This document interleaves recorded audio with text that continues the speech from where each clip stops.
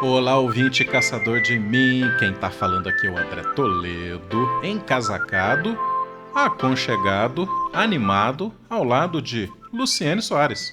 Olá, pessoal! Bem-vindos a mais um episódio inspirador. Muito bem, Lu.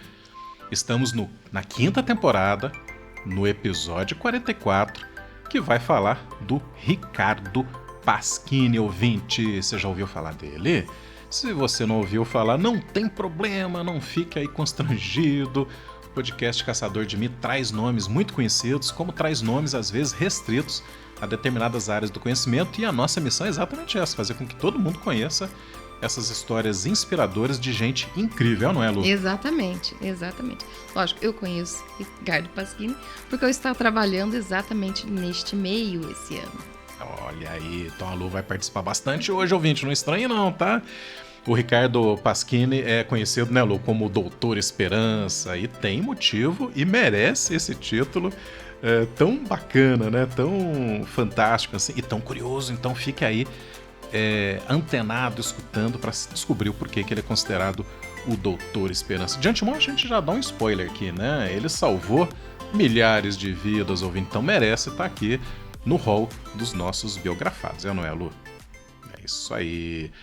Olha, gente, então o Doutor Esperança Ricardo Pasquini, ele é um hematologista paranaense. Aliás, né, Lu, a gente tá nessa vibe aí de recuperar histórias de gente do Paraná, Curitiba, né? Então, mas a gente está bem regional aqui. É. E Para quem não sabe, eu só vou dar aqui uma explicação, né? Hematologia é quem estuda coisas relacionadas ao sangue. muito bem, eu não tinha colocado isso no meu roteiro aqui. Eu parti do pressuposto que todo mundo conhece, né? Isso aí, hematologia, então, são os estudos a respeito do sangue, das doenças do Exatamente. sangue, né? Sangue, todas as células sanguíneas. Sensacional. E ele é pioneiro, então, em transplantes da medula óssea no Brasil. Aliás, né, as enfermidades, câncer, né, relacionado ao sistema circulatório, é bastante atendido aí com esse procedimento de alta complexidade, que são os transplantes aí de medula óssea, né? Então é pioneiro aqui no Brasil. Tudo começou, né, Lu, lá em 1979, o Pasquini coordenou uma equipe brasileira na realização, ouvinte, do primeiro transplante de medula óssea da América Latina, olha aí, né? E foi feito aqui em Curitiba, foi feito ali no Hospital de Clínicas da Universidade Federal do Paraná. Olha, eu até vou abrir um parênteses aqui.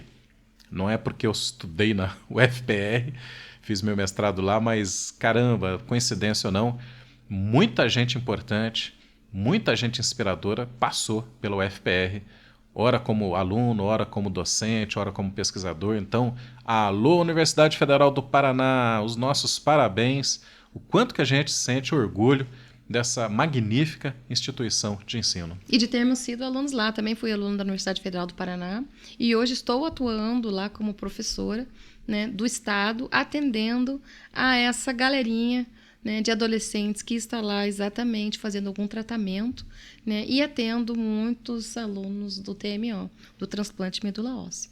Né? Então, vou dar um monte de pitaco hoje no podcast do André, mas são pacientes com algum tipo de câncer e com anemia também, alguns tipos de anemia fortes que precisam do transplante, né? O transplante de medula óssea é feito porque é na medula que é produzido o sangue nosso, né? Ali as células sanguíneas que são produzidas ali. Então, quando você faz um transplante, é exatamente para ter essa produção normalizada, né? De células saudáveis. Olha, gente, os pitacos da Lu são muito bem-vindos, né? Porque nesse exato momento eu ia passar batido. Você já entendeu o que é hematologia, já entendeu o princípio do porquê da questão da medula óssea, quer dizer, onde é que está encaixado? A Lu é a nossa bióloga, entre muitas outras atribuições aqui, né? Sensacional. Lu, em 1993, a equipe do Dr. Pasquini faz também o primeiro transplante de células do cordão umbilical na América Latina. É uma outra especialidade interessantíssima, né? Recente até do ponto de vista da ciência, Sim, né? Década de 90 já. Em 1995, ele faz o primeiro transplante de medula óssea entre indivíduos não aparentados no Brasil. E aí eu vou dar um pitaco também aqui, mas eu não me sinto muito seguro, quero ouvir a Lu. Não aparentado significa uma dificuldade maior nos transplantes, né? Porque tem que haver compatibilidade, gente. Exatamente. É por isso que é muito importante a gente ter um banco de doadores grande, porque depende muito da parte de genética, então tem que haver compatibilidade, tipo de sangue, né? O tipo de célula tem que ser compatível, doador e receptor. Então, se você ainda não é doador de sangue, ou doador de medula, gente, vá lá, qualquer posto, qualquer hospital, se inscreva lá, se cadastre lá no Hospital de Clínicas para ser um doador de medula óssea. O doador não causa problema nenhum, assim, você não está perdendo nada, né? Você está doando um pouquinho da sua medula para salvar a vida de outra pessoa. Então, quanto maior o banco que a gente tem de doadores, maior a chance do receptor, da criança, do adolescente, da pessoa que está ali para receber, maior a chance dela encontrar alguém compatível para receber essa doação. Então, fica aí a dica, gente. Vá lá, se inscreva lá, doe. Doe porque não lhe custa nada e é um bem enorme você salvar a vida de alguém. Eu até fiz aqui um pouquinho de silêncio, ouvinte, porque a Lu me pegou de surpresa. Eu estou aqui emocionado, não estava exatamente no script, no nosso roteiro, né? Essa campanha que ela faz aqui, de improviso, com tanta maestria, e que só quem está lá no front, né, diante do paciente, transplantado, enfim, e por todo aquele processo bastante penoso de recuperação, eu poderia ter falado com tanta verdade, né? Eu tenho certeza que ela tocou o coração de muitos aí.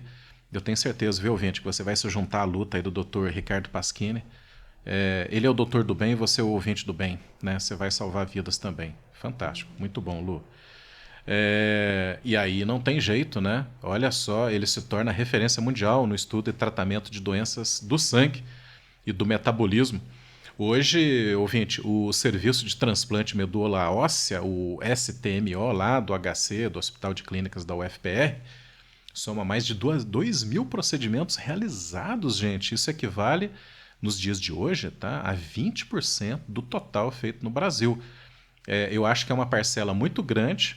E se você está meio que comparando assim, nossa, mas deveria ser sempre... Não é porque esse know-how desenvolvido no HC já está espalhado pelo Brasil. E que bom que tem gente no norte, no sudeste, no sul, no centro-oeste, tendo acesso a essa tecnologia desenvolvida pelo Dr. Pasquina aqui no HC e hoje já numa rede nacional, né? Isso, e nós lá no HC... a gente recebe, para mim são alunos, né, porque eu dou aula lá, mas são pacientes do Brasil inteiro. Eu já atendi adolescentes lá do Amazonas, né, já atendi do Mato Grosso, de Minas Gerais, de Santa Catarina, então de vários lugares do Brasil que vão para lá receber essa medula, receber esse transplante, né? Então, o know-how que a gente tem ali, né, com os doutores e toda a equipe de atendimento, enfermeiros, que atendem ali essas crianças e adolescentes e as pessoas mais idosas também, tudo que é idade, a gente atendem ali, é impressionante, né? E os doadores, a gente ainda tem um banco de doadores ainda, às vezes um pouco maior, né, do que de outros lugares do Brasil, né? Talvez pela campanha também. E pelo pioneirismo. Pelo pioneirismo. Né? Mas precisamos de mais. Exatamente. Então, hoje existem aí, esse é o legado, né, do Dr. Pasquini, entre muitas coisas, né, entre ter salvado milhares de vidas, são mais de 50 centros especializados aí pelo Brasil. Então, e tem uma notícia boa, Lu, olha só, eu não sei se o ouvinte já estava parando para falar, poxa, mas é de alta especialidade, vem cá, qual é o plano de saúde que atende? Será que é muito caro? E a pessoa que está ali, né? Porque é uma questão, às vezes, de vida ou morte, né? Esse transplante. Como é que ela tem acesso? Gente, 80% desses procedimentos são cobertos pelo SUS, o Sistema Único de Saúde. Parabéns ao SUS também, né? Olha aí. Uau! Que bom que existe SUS, realmente. Né? Os que eu atendo lá, os alunos que eu atendo lá, são todos pelo SUS. Fantástico, né? Sistema Único de Saúde aí no Brasil, que virou case no mundo inteiro. O Dr. Pasquini é um homem de poucas palavras, tá? Mas assim, de muitas ações, né? Para ter construído esse legado, realmente é uma pessoa que arregaça a manga. A gente está falando, inclusive, de um homem vivo, tá, gente? Eu até tô rindo aqui, viu, doutor Pasquini? Alô, doutor Pasquini, se você estiver nos ouvindo, um grande abraço e a nossa inteira gratidão por por essa obra, por esse legado que você construiu, tá bom? Quem sabe aluno cruza com você ali nos corredores lá do HC, né? E aí... Muito bem, então ele tá aí, firme e forte.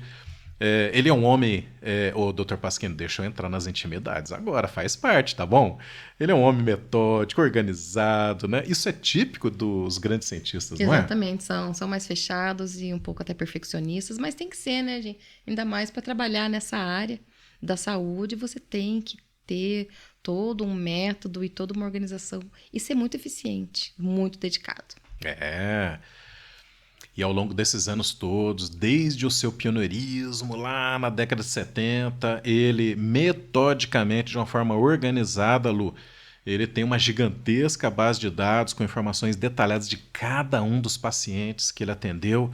E isso na ciência, né, Lu? Você que tem mestrado, trabalhou também fortemente com pesquisa, isso é ouro, concorda? Nossa, banco de Porque dados para você montar um estudo, ou estudo de casos, ou descobrir melhores metodologias, aperfeiçoar, né, os métodos, é a maneira mais eficiente, né? Tem que acompanhar todos esses ex-pacientes, né, esses transplantados, tem que ter um acompanhamento. porque esse histórico vai apontando, né, qual que é a melhor metodologia, qual é o melhor processo, etc e tal, né? Ah, e ouvinte, e continuando ali nas particularidades, hein? E os pais do Dr. Pasquini? Aí há sempre aquela nossa curiosidade, né, Lu? Tá, e aí, os pais influenciam, não influenciam?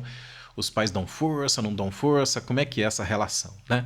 Bom, ele é filho de uma dona de casa e de um gerente de fábrica na época de louças.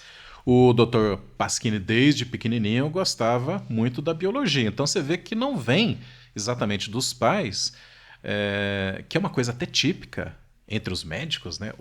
O avô é médico, o pai é médico, o filho é médico. Então não foi bem isso que aconteceu na vida do Dr. Pasquini, né? Mas desde criança ele gostava de biologia. E para ter orgulho, né, Lu? Você que é professora de biologia, o mundo encantador da biologia. É uma área fantástica.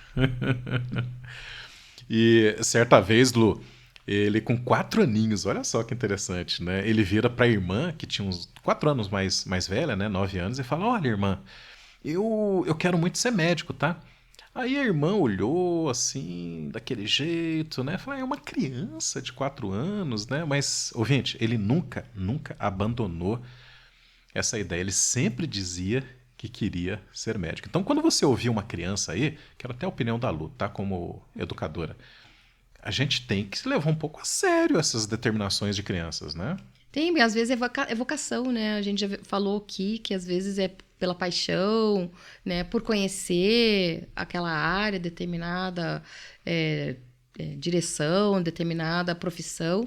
E às vezes é por vocação, né? Algumas profissões é talento nato, gente. Nada, outra coisa não explica, né? Porque ter uma paixão logo na infância, né? Por aquela disciplina, um talento, uma habilidade para aquilo, é muito impressionante. E é muito lindo de ver. Então, quando fala criança, adolescente, eu quero ser isso, por que não? Vamos lutar, né? Sim. Bora lá, lutar e Incentive, incentivar acredite. eles a serem. Aham. Que maravilha. Com 14 anos ele insistiu na situação aí, inclusive ele dá um jeitinho de trabalhar no laboratório do irmão dele, né, o Darcy, e passava as tardes lá, né, nos procedimentos laboratoriais, aprendendo bastante, trabalhando bastante, né? Mas ele foi além, e aí ele foi ser estagiário lá no HC, olha aí, olha a história já se desenhando, né? No Hospital de Clínicas, e também ele prestava serviços na Santa Casa de Misericórdia, que é outra instituição hospitalar bastante importante aqui na nossa região. Curitiba, Paraná, ouvinte. Todo esse esforço, Lu, levou ele para onde? Para a medicina, né? Então, em 1956, com 18 aninhos, o doutor do bem, ele ingressa no curso de medicina da Universidade Federal do Paraná. Eu acho que não é exagero, viu, Lu? A gente dizer que com essa experiência prévia, antes da faculdade de medicina, Eu acho que ele sabia um bocado a ponto de até saber mais do que alguns professores, hein? Uau, com certeza, gente. Então, o doutor Esperança não foi por acaso que ele foi para a área de hematologia, gente, porque no laboratório você trabalha exatamente isso, com análises, né, de células sanguíneas. Então, você mede ali a taxa das diferentes células, leucócitos, plaquetas, né, hemoglobina, tudo ali, você mede por ali. Então, ele já foi com uma experiência muito maior do que os colegas, né, nessa área. É. E não é desmerecer os professores. Imagine professores da UFPR, que nada, né? Eu acho que até tem que ter essa dinâmica que a gente vê muito no Japão, né? O mestre, né? O professor japonês, ele só alcança a sua plenitude, o seu grande orgulho depois que ele vê que o seu pupilo, o seu aluno, o ultrapassou. Porque é assim que a ciência tem que andar, ela tem que andar a passos largos, evolutivos e cada vez melhor, e a gente aposta tudo em nossos alunos. Nossa, é o maior orgulho quando o aluno supera seu professor, né? É o maior orgulho. Uau, foi longe, cara, gente, coisa boa. Muito legal, né?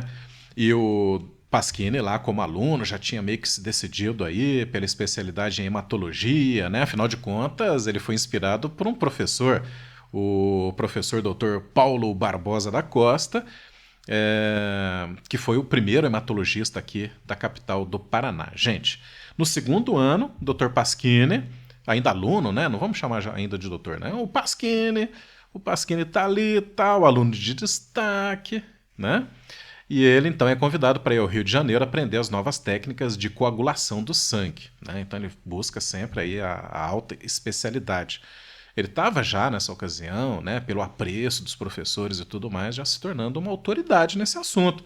Inclusive, frequentou congressos de hematologia por toda parte, viu, gente? É importante, alunos aí, ó, você investir. Gente, entra na faculdade, é o que eu falo para os meus alunos, abraça tudo que aparecer. Participe de congressos, viaje, pegue bolsas de iniciação científica, seja monitor das disciplinas, acompanhe as pesquisas, abra o máximo possível o leque de opções dentro das universidades.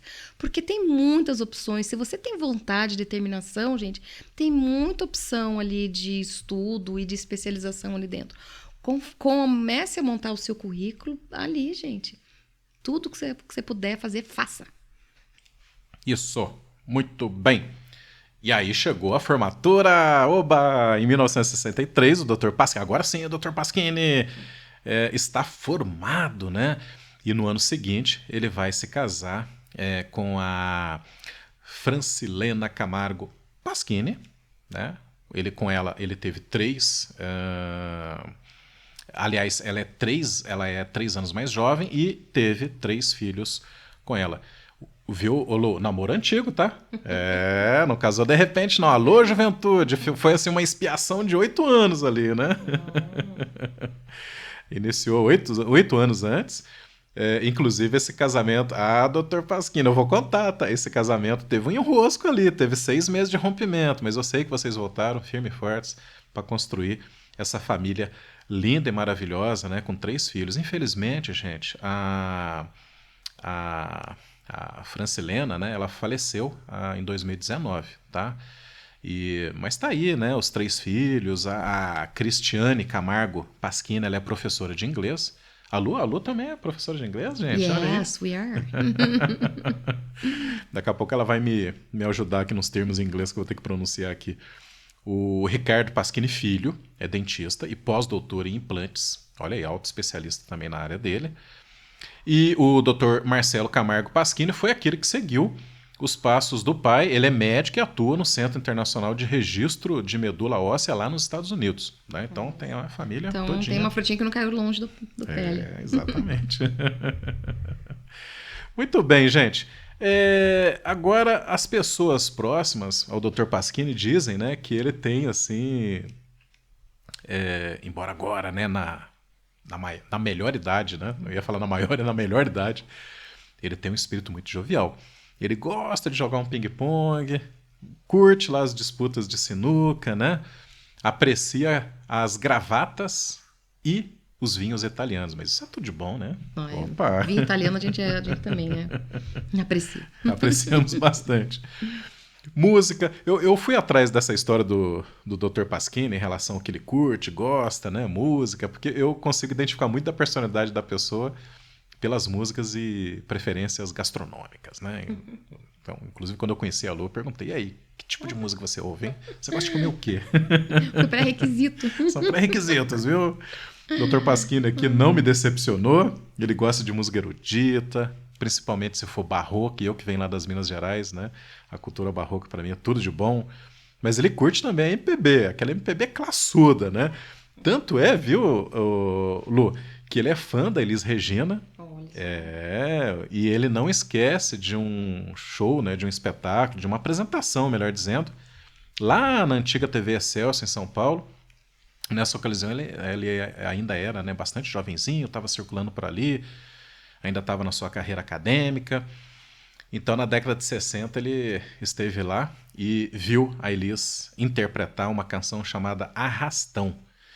E é interessante essas questões, né, que acontecem na vida da gente, como às vezes um momento, uma música marca para sempre a gente. Então, recentemente ele deu uma entrevista dizendo que aquilo é uma coisa que não sai da memória dele nunca, né?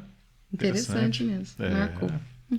Só por curiosidade, tá, ouvinte, essa música fala de Santa Bárbara, que no cristianismo católico é bastante conhecida, não só aqui no Brasil como em Portugal, mas também fala, tá, a Santa Bárbara, que inclusive é protetora dos raios, tempestades. Então, quando você se vê aí temeroso, né, com os temporais, se você for adepto do cristianismo, lembre de Santa Bárbara e peça aí uma ajuda para ela, tá? Mas também nessa música aparece Iemanjá, que é um orixá da divindade africana, que é conhecida como a rainha do mar, né? Então esse sincretismo presente na música de Elis e apreciada pelo Dr. Pasquini é muito interessante, né? Eu não sei se você pega um pouquinho do espírito dele, né? Que é eclético, que é um espírito guerreiro, que é um espírito que está ali em busca de salvaguardar a vida do outro, né? Nem que para isso ele tenha que pedir ao mesmo tempo a Iemanjá e a Santa Clara. Isso tudo é interpretação minha aqui, em absoluto. Estou dizendo qual é a religiosidade do Dr. Pasquini. Tá bom, Dr. Pasquini? Mas em sua homenagem, eu vou não cantar, eu vou recitar aqui os versinhos da sua música preferida, doutor. Olha lá, segura essa aí, hein? Relembre os seus bons tempos. Olha o arrastão entrando no mar sem fim. Meu irmão, me traz Iemanjá para mim. Minha Santa Bárbara, me abençoai. Quero me casar com a Janaína. Vale-me Deus, Nosso Senhor do Bonfim. Nunca jamais se viu tanto peixe assim. Olha aí que interessante. Então tá aí. Inclusive é uma composição, tá, de Vinícius de Moraes e Edu Lobo, interpretado pela Elis Regina, que eu também sou apaixonado. Muito bem. Caminhando agora para o final do podcast, né, Lu? Tá na hora. Eu digo para vocês que em 1965 ele já era professor universitário, tá? Então assim, recém-formado, já começou ali a carreira universitária, muito fruto do esforço de pesquisa dele. Ele também ficou sócio no Laboratório de Análises Clínicas da Santa Casa e exercia clínica hematológica no consultório particular. Olha aí como é que é um homem de arregaçar mangas, né? Batalhador. De 69 a 72, ele foi bolsista da CAPES lá em Salt Lake City, na Universidade de Utah, especializando-se em hematologia. A minha pronúncia esteve correta? Very good! É isso, ouvinte. Lu, e ao retornar para Curitiba, ele organizou a residência médica do curso de medicina da UFPR, colocando em prática, né, a ciência de ponta vista lá nos Estados Unidos, principalmente no setor clínico acadêmico do Hospital de Clínicas da Universidade Federal do Paraná. Então é por isso que a Universidade Federal do Paraná tem aí um grande apreço, né, pelo doutor. Em 1991, ele faz concurso para professor titular, que é o último nível, né, o nível mais alto da carreira acadêmica, tá, ouvinte? E qual seria a nota dele de 0 a 10, Lu? 10, com certeza. Eu também daria 10. Todo mundo na banca deu 10. Brilhante. Foi 10 unânime. Parabéns, viu, Dr. Pasquini? Ele é fundador fundador e primeiro presidente, tá, da Sociedade Brasileira de Transplante de Medula Óssea. Também é ocupante de uma cadeira na Academia Paranaense de Letras. Olha Olha, só, que gente, isso interessante, é né? interessante. É uma homenagem, Isso é viu? diferente. Uma homenagem dada a quem escreveu muito, lógico, né? No espaço da ciência, mas escreveu e produziu bastante, tá? Inclusive é uma cadeira bem tradicional, viu, ouvinte? Lá na Academia Paranaense de Letras, dedicada aos profissionais da área de saúde, pesquisa, etc, né? Gente, vamos falar um pouquinho aqui então de transplante de medula, Lu? O que você acha? Claro, Né? Para nossa, o eu ouvinte acho conhecer bom mais? esclarecer É, o ouvinte e aproveita, né, e a gente faz a fala de novo da importância de ser um doador de medula. perfeito. Então vamos lá. O transplante de medula óssea, ele segue uma lógica diferente do que seria o transplante de coração, de rim, tá? Ele acontece assim, né? A defesa imunológica, aquilo que impede de você ficar doente, do receptor da medula, essa defesa imunológica tem que ser suprimida, tem que ser interrompida. Então, assim, te coloca num estado de absoluta vulnerabilidade. Falta de defesa. Todo transplante, né, inclusive de órgãos, você acaba reduzindo o teu sistema imunológico justamente para não haver rejeição. Porque pensa, gente, principalmente se o doador não é aparentado, existe um risco daquele órgão, daquela parte que você está recebendo, que não é exatamente compatível, né, 100% compatível com você, das suas células começarem a atacar, né, aquele órgão, aquela medula que estão recebendo. Então, se ataca, dá a rejeição, né? E isso não pode, né? Não é legal. Então, não pode haver rejeição. Então, lógico, eles suprimem o teu sistema imunológico, né? Teu sistema de defesa, para você não Olha que atacar essas interessante esse células novas. mecanismo. Interessante, hein, Lu? A medula original do receptor tem que ser destruída, né? E poderosos medicamentos entram em cena, né, ministrados para exatamente minimizar o risco de rejeição. Então, assim, o paciente perece bastante, sofre bastante, tá? Há grande risco de correr intolerância, né, rejeição às células transplantadas, e é nesse sentido que o paciente precisa de uma equipe multidisciplinar para atender ele. Então, não só os médicos, né, mas também os enfermeiros, os psicólogos, As professoras. professoras aqui dando continuidade ao processo de ensino, que muitas das vezes, né, serve além, né, de deixar o aluno em dia com seu percurso acadêmico escolar, também pode ser um incentivo, um alento, né, uma atenção a mais dada a ele ali, né, Sim, Lu? exatamente. Esse lado psicológico, principalmente nos adolescentes, é muito importante, porque a gente vê muitas vezes chegarem lá crianças e adolescentes sem entender muito, né? O que está acontecendo, o que é essa doença, vou conseguir, não vou conseguir. É bem debilitante, né? Porque eles começam com uma quimioterapia antes do transplante, então você vê a maneira como eles entram, né? A maneira com que eles saem do hospital, eles ficam de 1 a 2 meses ali internados, porque tem que passar todo o processo para evitar a rejeição, então eles têm que ficar um período ali isolados, né? Eu entro na sala do TMO para atender uma criança ou um adolescente toda paramentada, máscara, touca, avental, todinha, luva, toda paramentada, para não ter perigo de contaminação, né? Com esses pacientes, alunos, e é muito bom explicar para eles, né? Muitos vêm tirar dúvidas. Nossa, mas eu tô com a sonda, ela tá indo direto pro meu estômago, como é que tá indo? Como é que estão as minhas células? Então, eu ainda sou da área biológica, né? Então, você explica um pouquinho o que tá acontecendo, né? É tudo que ele vai superar, né? Que, lógico, ele vai voltar, fora o incentivo que você tem que dar, a motivação. Não, daqui a pouco você tá voltando pra escola, né? Tem alunos que estão no ensino médio, você fala assim, daqui a pouco você vai fazer vestibular. Então, você tem que ter toda essa animação, toda essa vontade de deixar ele animado, porque o psicológico é muito importante na recuperação. Então, a criança que está um pouquinho debilitada, ela tem que estar feliz, né, de se curar, né, e de logo estar levando uma vida normal, saindo novamente.